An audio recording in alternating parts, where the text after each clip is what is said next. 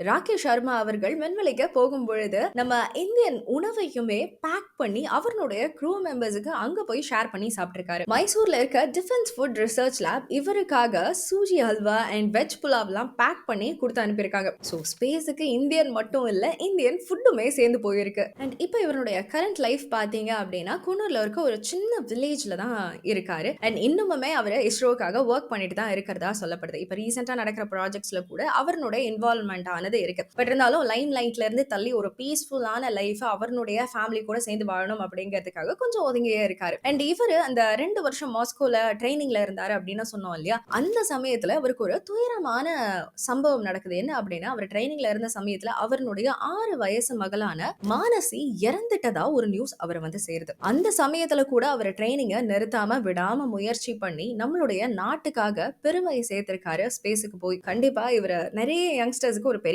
Inspiration அப்படின்னே சொல்லலாம்.